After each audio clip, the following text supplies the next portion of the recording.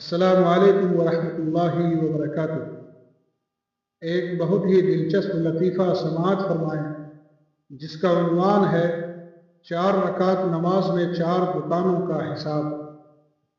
ایک نمازی تھا جو عصر کی نماز کا بہت پابند تھا۔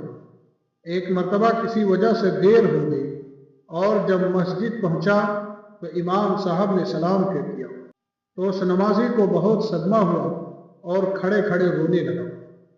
اس کو دوسرے لوگ سمجھانے لگے کہ تیری نیت جماعت سے نماز پڑھنے کی تھی مگر اتفاق سے وہ نہیں ملی، اب اپنی نماز پڑھ لو، پھر بھی آپ کو آپ کی نیت کا ثواب ملے گا۔ اس پر وہ شخص کہنے لگا، میں ثواب کے لیے نہیں رو رہا ہوں، میں اس لیے رو رہا ہوں کہ امام صاحب جب تک 4 رکعت نماز پڑھاتے تھے اسی دوران میں نماز پڑھتے پڑھتے اپنی 4 دکانوں کا حساب کرتا تھا۔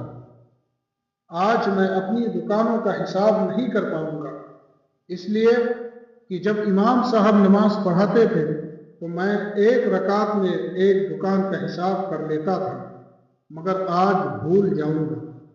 فائدہ: شیطان کسی بھی طرح نہیں چاہتا کہ بنی آدم کا تعلق اللہ تعالیٰ سے مضبوط رہے، چنانچہ وہ ہر وقت کچھ نہ کچھ سمجھاتا رہتا ہے، خصوصاً جب انسان نماز میں ہوتا ہے تو اس کی پوری کوشش ہوتی ہے کہ اس کا دل نماز میں نہ لگنے پائے اور وہ اس کے لیے طرح طرح کے خیالات دل میں لاتا ہے۔